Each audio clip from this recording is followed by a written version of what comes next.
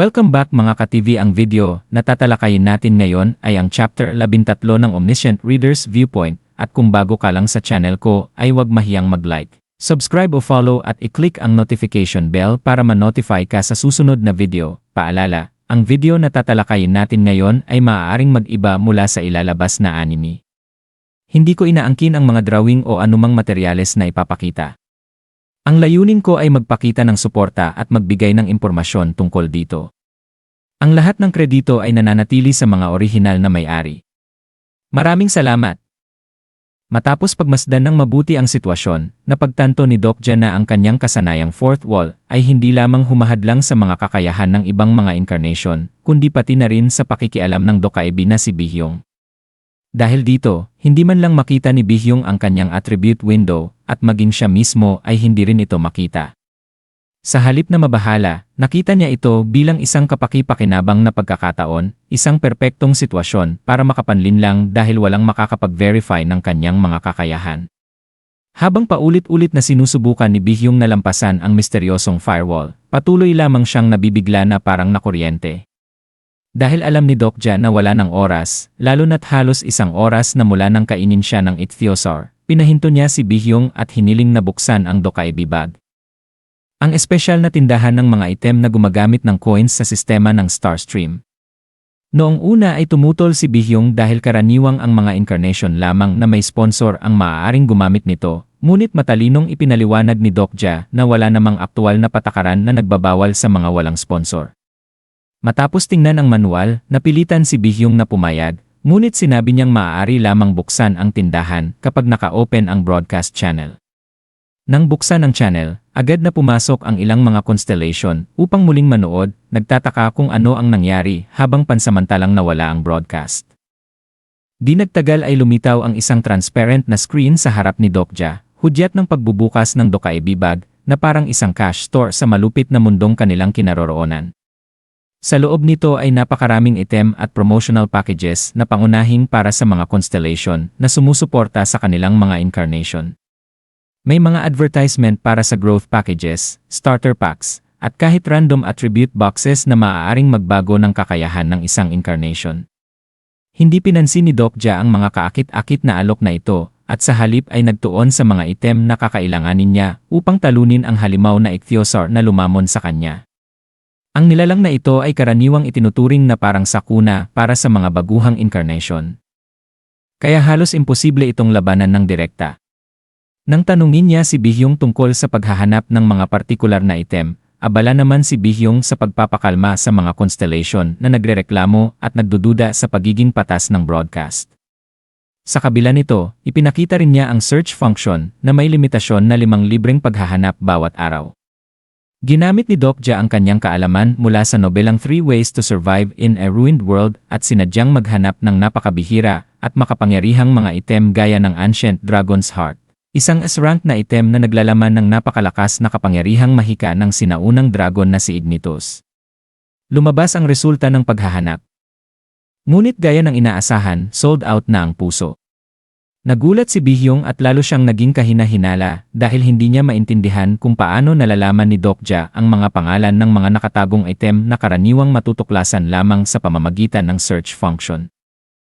Nagpatuloy si Dokja sa paghahanap ng iba pang pambihirang item tulad ng Great Demon's Eyes at White Pure Star Energy na lalo pang nagpa-shock kay Bihyong at sa mga constellation na nanonood.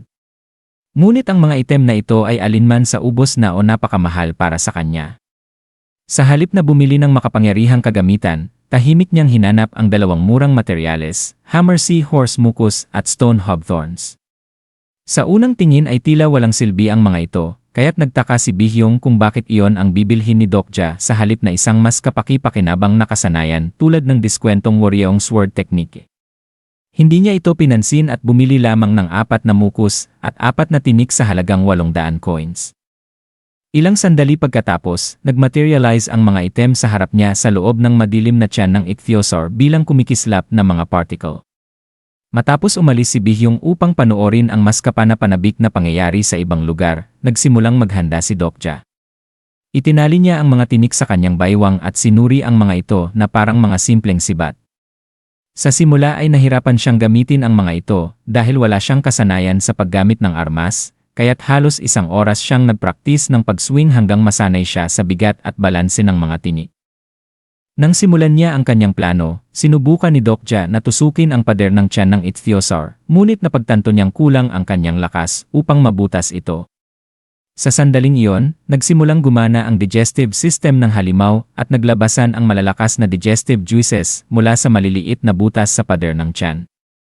Ang mga nakakatunaw na likidong ito ay mabilis na nagpatunaw ng mga bagay sa paligid at nagpasigaw sa mga demonic creature na natrap din sa loob. Ginamit ni Dokja ang pagkakataong ito bilang bahagi ng kanyang plano.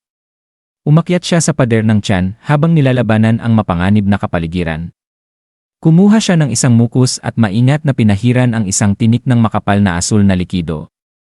Ang Hammer Seahorse mukus ay may kakaibang katangian na nagpoprotekta sa mga bagay laban sa nakakatunaw na likido ng mga nilalang sa dagat. Matapos maprotektahan ang tinik, itinulak niya ito diretsyo sa isang butas kung saan lumalabas ang digestive juice. Kahit na nasusunog ang kanyang braso dahil sa acid, nabawasan ang sakit dahil sa fourth wall, kaya nagawa niyang ipagpatuloy ang plano. Isa-isa niyang inulit ang proseso, pinapahiran ng mukus ang iba pang tinik at ipinapasok ang mga ito sa mga butas ng tiyan. Doon lumitaw ang tunay na layunin ng stone hogthorns. Ang mga tinik na ito ay may mapanganib na katangian. Kapag nalantad sa mga likido ng katawan ng mga nilalang na uri ng dagat, mabilis silang lumalaki at lumalawak. Sa sandaling na ipasok ang mga ito sa katawan ng ichthyosaur at naprotektahan laban sa digestive acid ng mukus, nagsimula silang sumipsip ng likido sa paligid at agresibong kumalat sa loob ng laman at mga ugat ng halimaw. Matapos maipasok ang ilang tinik, ginamit ni Dokja ang natitirang mukus upang pahiran ang kanyang katawan at kahit ininom ang kaunti nito upang makatulong sa kanyang kaligtasan. Makalipas ang ilang minuto, nagsimulang manginig ng malakas ang ichthyosaur habang patuloy na lumalawak ang mga tinik sa loob ng katawan nito. Umalinggaw ang nakakatakot na sigaw ng halimaw habang ang mga tinik ay patuloy na nag-ugat na parang mga parasitikong halaman sa loob ng mga ugat at laman nito. Habang nakatayo sa gitna ng umiikot na likido at nanginginig na laman ng halimaw, mahigpit na hinawakan ni Kim Dokja ang huling tinik at pinanood ang nangyayaring pagkasira sa loob ng katawan ng ichthyosaur. Nagawa na niya ang lahat ng kaya niyang gawin gamit ang kanyang limitadong kagamitan at ang kaalamang nakuha mula sa nobela. Mula sa puntong iyon, nakasalalay na lamang ang lahat sa tibay ng kanyang katawan at isipan. Patuloy na lalago ang mga tinik hanggang sa tuluyang mamatay ang ichthyosaur. Ngunit siya mismo ay nakakulong pa rin sa loob ng nakamamatay na tiyan ng halimaw. Sa huli, naging isang brutal na laban ng pagtitiis ang lahat, alinman sa mamamatay ang ichthyosaur dahil sa lumalawak na mga tinik o si Dokja ang unang mamamatay sa loob ng tiyan nito. Isa lamang sa kanila ang makakaligtas, at diyan nagtatapos ang buod ng Omniscient Reader's Viewpoint. Gusto nyo ba ng chapter 14 na? Mag-comment na sa baba mga ka-TV at hanggang sa susunod na kabanata, paalam.